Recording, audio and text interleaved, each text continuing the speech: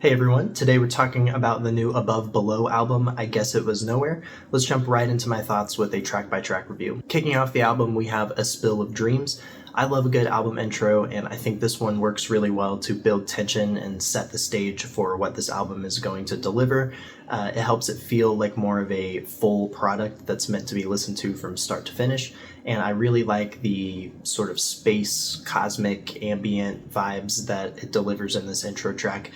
With a slight horror undertone for me that kicks in when the whispered vocals and the background noises start to ramp up in the second half. I think it works really well at building tension into track number 2, Soothsayer. Soothsayer starts off as a direct continuation of the first track. It continues the sound design and the tension building for really the first 30 seconds or so. It's just a direct continuation of the album intro. The intro and build-up are very nicely done. Once the vocals and the drums and the rhythms and all the different sound design elements start to kick in and really ramp up, I think this song, really for me, it feels like building up to a jump scare or something like that in a horror movie, where you're getting all this tension, you know something's coming, you're waiting for that big reveal, and this song really takes its time to get there. Even after the first build-up, there's this voice that comes back in, and for me, that's where I'm expecting, like, all right, we're gonna get all this tension released, but it actually continues to build even more out that. It's a much more intense build, and there's some screams and some really intense instrumentals happening, but it's still very much build up before things really open up and the first riff kicks in. When the first chorus finally kicks in and we get more of a melodic moment, I think it hits pretty well and it feels very impactful. I have to give some props to the vocalist here. I think the delivery and the melody writing is very strong, and it fits the atmosphere and the vibe of what the instrumentals are doing to support it. The riffs in this one really remind me of the band Vildhjarta. I think there's some cool Thal heavy moments that happen, and overall I don't really have any complaints about this song. I think it ties in really well with the first one and works as a really, really effective opening to this album. Next up, we've got track number 3, Heat. This one opens up with a pretty big riff. It's got more tappy, dissonant, modern sounding riff writing going on, and I appreciate that it's a change up from the more tension building, dark, atmospheric songs that came before it. It's more of just a straight up riff and heavy moment to kick things off on this song. There's also a lot of stylistic changes throughout this song's 5-minute runtime. There's some more groovy ambient sections, there's still some heavy hitting sections, there's still some melodic, more chorus type of moments. But the journey that this song goes through, I think it does a really nice job getting in and out of these different sections and keeping things moving, breaking away from some of the more traditional form and song structure that you might see in more modern metalcore music. Moving on to track number 4, An Orchestration of Carbon. This is the first song on the album that starts to let off the gas a little bit. It gives us some more groove, some more ambience. I think it really leans into some Tesseract influence as well. The bass and drum playing is a highlight on this song for me. I think they do a nice job of keeping the groove and keeping the energy with the more stripped back instrumentals happening. However, the clean vocals don't hit as well for me on this song, and we spend some more time focusing on them in this one. Just not as impactful of a chorus for me, and just overall some less memorable moments in the vocal department on this song. Track number 5, Like Tears, is more of an ambient instrumental interlude sort of thing, just to get us from track 4 to track 6. There's really not a lot of substance to talk about with this one, so I'm just going to move on to track number 6, Star Breather. This one opens up with a very big, modern, metal sounding riff. Lots of high notes, lots of dissonance, lots of chugs, lots of taps. Kind of checks all of the boxes from some of the more modern bands that you hear them drawing influence from. The chorus in this song has one of the more pop-oriented hooks for me. I think it lands very well. It stands out as one of the more catchy choruses on this album, and I think it hits pretty hard. What I really enjoy about this song, though, is the entire middle section after the first chorus, but before the second and final chorus. There's a lot of really great instrumental writing that they get into, a lot more of that Vildhjarta influence coming through, some more of that Thal style, some really great riffs and some really great heavy moments that I really enjoyed in the middle of the song. Overall, I feel like this song has a lot of substance to it. There's a lot that I've got from re-listens on this one, and I think this is easily one of my favorites on the album. Next up, we have track number 7. This is more of the ballad of the album, in my opinion. It's just a quick 2-minute track that focuses more on the vocals.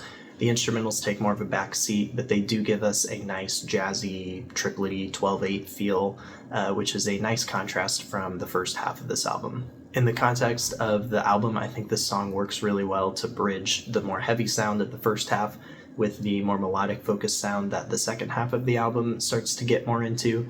I don't know that I'd get a lot of replay value out of this song as an individual song. I don't think it's one that I'm going to seek out just to listen to on its own. But in the context of the album, I don't think it's one that I would skip because I think it works as a nice bridge between the first half and the second half of the album. Next up, we've got track number 8, Prism. This is one of the more heavy ones on the album, in my opinion. It's got some pretty mean riffs, and I really like the dark atmosphere that it maintains throughout the song. Some great drumming in this song that stuck out to me, especially in the more ghost note heavy sections, and then towards the end, the drumming gets pretty active. Really appreciated the drumming on this one. The middle section of this song is something I still haven't quite made up my mind about. On my initial listens, I thought that it spent a little too much time in this kind of melodic section that sort of stays pretty static in between the heavy opening that we get and then the heavy closing that we get in this song. But on repeat listens, I feel like it's more like the first 2 tracks where it's kind of just building tension and you're waiting for it to release. And when it finally does at the end, I feel like the payoff is worth it. But I will say on my first couple listens, I felt like the middle section of this one was a bit too long and just kind of stayed and didn't really go anywhere. I still lean that way sometimes, but overall, I think this song works pretty well. Moving on, we've got track number 9, The Hands That Held Exploding Suns. It's a pretty crazy title. I don't have too much to say about this one. I feel like the riff writing is very similar to some things that we've already had. The structure isn't super unique on this one. I feel like they're not doing as much of the playing with form that they did in some of the first half of this album. And overall, this song just kind of blends in with some things that we've already heard. Doesn't do a lot to stick out, and because of that, it's probably one of the least memorable on this album for me. Moving on, we've got track number 10, Collapsing Eden. This is the longest song on the album, reaching almost 7 minutes. It stays fairly calm and low energy throughout. Doesn't really have a big heavy moment like some of the previous songs do. And overall, I kind of have mixed feelings on this one. I do really like the atmosphere of this song. I like the synthesizers and the clean guitars, especially in the first half. It feels like those elements are very sparse, while the drums and the bass are very, very active. There's a lot of syncopation and playing on kind of in between the beats. It's a very active drum and bass groove, and it adds a lot of energy, which contrasts nicely with some of the more atmospheric and simple elements in the background. However, I do think the Tesseract comparisons get a little too much for me on this one. I feel like they're really wearing that influence on their sleeves quite a bit on this song, and it just really reminds me of that band, and towards the end of the song, it just kind of makes me want to go listen to them instead. I feel like there's moments on this album where they pull those influences in from these other bands, but they still have some originality to it, and they're combining it with other things, or they're transitioning into those moments from kind of a different style, so it still sounds unique and original. But in this song, I felt like I was just listening to a Tesseract song all the way through. It didn't really have that touch of originality that some of the previous songs on this album do. With it being an almost 7-minute long track and the longest track on the album, I was hoping for a bit more substance, but this song just never really has a big moment that makes it click for me. Next up, we have track number 11, In Rain. This is the third completely instrumental track on this album that serves more as a bridge between songs. This one easily has the most substance of the other instrumental tracks on this album, and effectively what it is just a 1-minute long breakdown. It's got some heavy riffs, it's I think maybe got some pitch shifting in there, and it has like this tempo speed up at the end that adds a little energy push into the next song. I think it works pretty well, and again, it's not one of those songs that I'm going to go back and like, man, I really got to listen to this one on its own. But in the context of the album, I think it fits really well to bridge the gap between songs and make that whole album feel like something you need to listen to from start to finish all the way through. Moving on to track number 12, I Have Lost My Appetite for Spring. After the heavy interlude in Rain that came before this song, I was expecting a heavier start to this one, maybe a big riff or a big breakdown. We actually get quite the opposite of that. This song is a much lower intensity song, focused more on more happy sound, more melodic sound. The riffs in this song are a big highlight for me. They stand out as much more melodic and happy sounding, but they still have moments where they're heavy and impactful. This song has a great energy overall, and to me it feels like a better realized version of the more softer, lower intensity moments on this album. It's able to let the album breathe a little bit without feeling like it's drawing too much on other bands, and it feels very creative, unique, and original.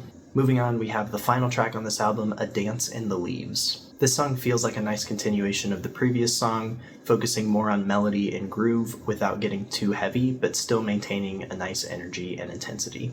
The vocals on this song stand out to me. I think the chorus works really well, and I really appreciate the chord progression happening underneath the chorus, and really a lot of the chord and note choices throughout this whole song feel pretty unique. For me, it reminds me a lot of the band Loathe without drawing too much of a direct comparison. At the end of the song, we get more of the whispers and voices that we get from the first song on this album, and I really like that they bring back some of the sound design elements too. Helps kind of tie things up neatly, and again, it makes this album feel like something that's meant to be listened to from start to finish. That's going to wrap up the track by track portion of the review. Let's move on now to some of my overall thoughts, starting with the positives. Overall, I think this album hits a lot more than it misses for me. I think there's a lot of substance to this album, and for the most part, each song has some kind of unique element to it, or some moment in the song that really helps it stand out from other songs on the album. Again, I also appreciate that this feels like a complete package. It doesn't feel like a collection of singles or some songs that were just mashed together for an album release. It feels like a full product that's meant to be listened to from front to back. Songs like Soothsayer, Heat, and Star Breather are, to me, really good examples of the songwriting capabilities of this band. They're able to navigate different styles and influences in these songs, in a way that I think makes them stand out from other metal bands that are drawing from those same places. For my overall negatives, I think the biggest thing is that this album does lose a little bit of steam towards the middle, in my opinion. The 4-run track from Telos to Collapsing Eden just loses me a little bit, and I feel like they start to retread some ground and draw some of the same influences in some of these songs, and it just kind of becomes hit or miss for me. There are moments where I just feel like it's a little too drawn out. The vocal melodies don't hit as well, and I feel like they spend a lot of time in these more ambient, kind of washy sections that don't really lead anywhere super impactful for me. I think they do find their stride towards the end of the album. The last couple of tracks, I feel like they hit a better version of that more melodic kind of sound that they're going for towards the middle of the album. But to me, the heavier moments stand out as way more effective than the more calm, melodic focus moments on this album. Moving on, I've got some recommendations for you if you enjoyed this album. The first one, and one that I've already mentioned throughout this review, is the band Tesseract. If you like the more melodic, clean vocal focused sections, some more of the drum and bass groove moments, I really think you would like Tesseract. They do a lot of the same thing. If you like the heavier riffs and the more breakdown focused moments on this album, I would definitely check out the band Vildharta, another one that I mentioned in this album review. They have a very similar style of riff writing that this band definitely draws some influence from. I also think Loathe's newest album is something to check out if you like this kind of front-to-back listen, and if you're looking for more albums that feel like a complete project that kind of takes you on a journey from start to finish through lots of different styles and sounds. Another one I'm going to throw in there is Like Moths to Flame, especially I think if you like songs like Heat and Prism on this album.